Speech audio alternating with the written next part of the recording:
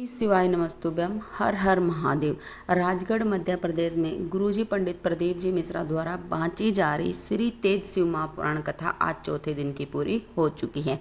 यह कथा 19 अगस्त से 23 अगस्त तक दोपहर 1 बजे से 4 बजे तक चलेगी। इस कथा को आप आस्था चैनल और यूट्यूब के माध्यम से भी श्रवण कर सकते हैं।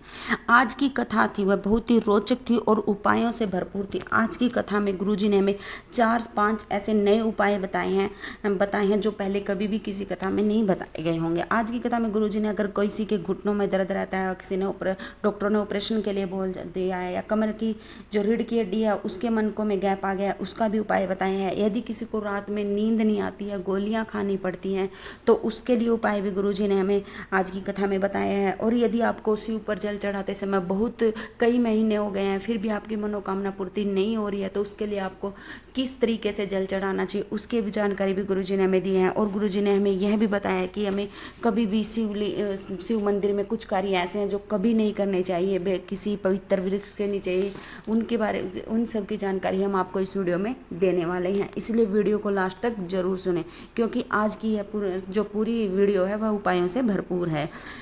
आज की कथा की जो संपूर्ण जानकारी आपको इस छोटी सी वीडियो से प्राप्त होने वाले हैं। इसलिए बढ़ते हैं आज की कथा की पहली जानकारी की तरफ। जो व्यक्ति शिव का भजन करता है, शिव की भक्ति करता है, तो उसे मोक्ष के लिए या मुक्ति के लिए कहीं जाने की आवश्यकता नहीं होती, क्योंकि शिव की भक्ति करने वाला व्यक्ति जहाँ पर भी बैठकर भजन करता है, भक्ति करता है, मुक्ति वहाँ स्वयं चल कर आती है। इसलिए यदि हम शिव की भक्ति करते हैं तो हमें शिव को भी ढूंढने के लिए कहीं जाने की आवश्यकता नहीं है, क्योंकि शिव स्वयं हमें ढूंढते हुए हमारे पास किसी न किसी रूप में आ जाते हैं।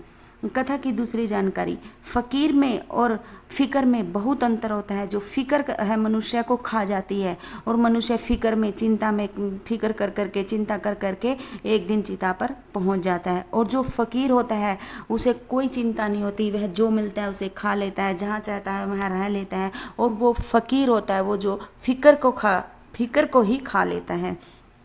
कथा की तीसरी जानकारी। जो व्यक्ति शिव मंदिर में या पीपल के पेड़ के नीचे, बड़ के पेड़ के नीचे, आंवले के पेड़ के नीचे और बेलपत्री के पेड़ के नीचे या फिर शिव मंदिर के प्रांगण में बैठकर जुआ खेलता है या फिर ताश खेलता है, तो उसकी जो 71 पीढ़ियाँ हैं वो नरक में पड़ी रहती हैं। वे बाहर नहीं निकल पाती, चाहे वह हम कितने भी पिंडदान कर लें, ब्राह्मणों को भोजन करा लें, कितने भी उपाय कर लें, लेकिन वह नरक से बाहर नहीं निकल सकती।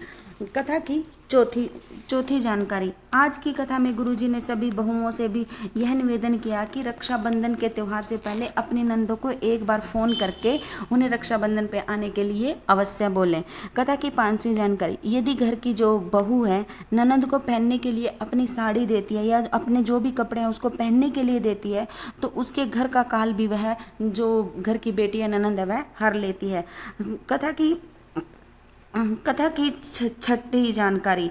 दरवाजे पर आया हुआ संत और दरवाजे पर आई हुई गायें और घर में आई हुई जो बहू, बहन, बेटी है हमारे घर के काल को हर लेती है, इसलिए हमें इनका मान अवश्य रखना चाहिए।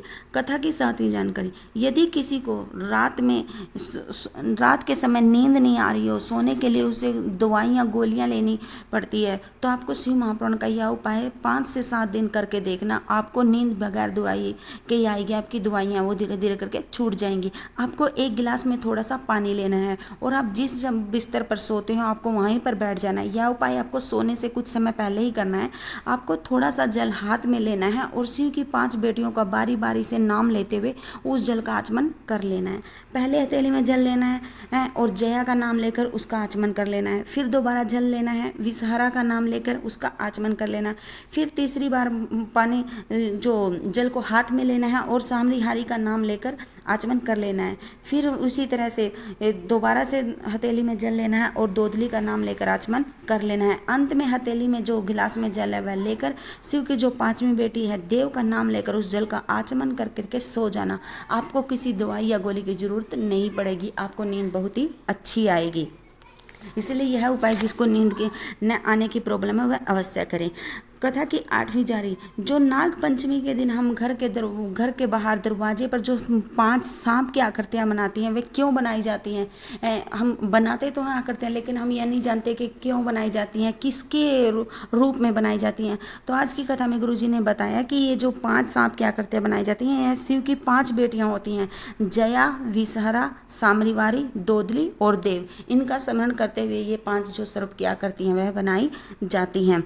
कथा की 9वीं जानकारी। यदि किसी को भी घुटनों में दर्द रहता हो, डॉक्टर ने ऑपरेशन के लिए बोल दिया है, या फिर कमर की जो रीढ़ की हड्डी है उनके मनकों में गैप आ गए हैं, या जब आप सो करके उठते हैं तो आपकी कमर में दर्द रहता है, तो आपको शिव महापुराण की कथा कहती है कि आपको बेलपत्री की जो तीनों पत्तियों के पीछे की डंडी होती है, जिसे हम अक्सर तोड़कर फेंक देते हैं, उसे फेंके नहीं, उसे शिव की 5 बेटियों जया, विषहरा, सामरीहारी, दोदली और देव का स्मरण करके जो उस डंडी को माता अशोक सुंदरी वाली जगह पर अर्पित करके उसका आचमन कर लेता है, तो उसके जो कमर है, घुटनों का दर्द समाप्त हो जाता है और उसे ऑपरेशन की आवश्यकता नहीं पड़ती। यह उपाय आप 5 से 7 दिन लगातार करके देखना, आपको आराम अवश्य मिलेगा।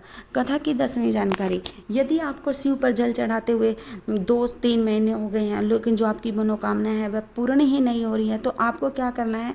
आपको शिव पर जल कैसे चढ़ाना है? तो आपको क्या करना, 2 बेलपत्री लेनी है और एक जल का लोटा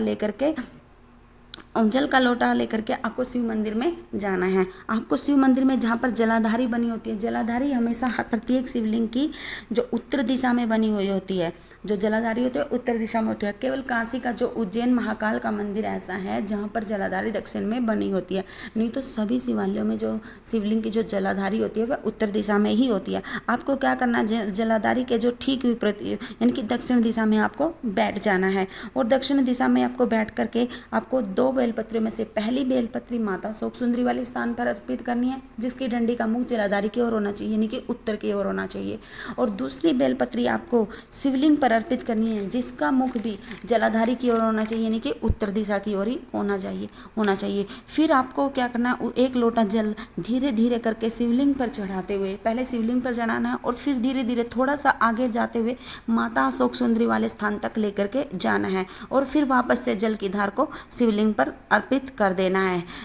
और यह उपाय आप 2 से 3 महीने करके देखिए। इस तरह से शिवलिंग पर 2 बेलपत्रियां और जो 1 लोटा जल अर्पित करके देखना, बाबा आपकी कामना अवश्य पूरी करेंगे। क्योंकि जो शिवलिंग पर जल चढ़ाने का सबसे सही तरीका है कि हमें दक्षिण दिशा में बैठकर जलाधारी के ठीक विपरीत बैठकर ही शिवलिंग पर जल अर्पित करना चाहिए। कथा की 11वीं जानकारी। जो पंडित प्रदीप मिश्रा जी की जो अगली कथा रहेगी वह 25 अगस्त से 29 अगस्त तक 5 दिवसीय रहेगी, जो कि बालोद छत्तीसगढ़ में होगी, और जिस कथा का नाम रहेगा श्री मणिलिंग शिव महापुराण कथा। और यह कथा जो आस्था चैनल पर और यूट्यूब पर दोपहर 2 बजे से 5 बजे तक आएगी। यह थी आज की कथा की संपूर्ण जानकारी। अगर जानकारी आपको जरा सी भी उपयोगी लगी है तो कमेंट बॉक्स में हर हर महादेव जरूर लिखना। श्री शिवाय नमस्तुभ्यम। हर हर महादेव।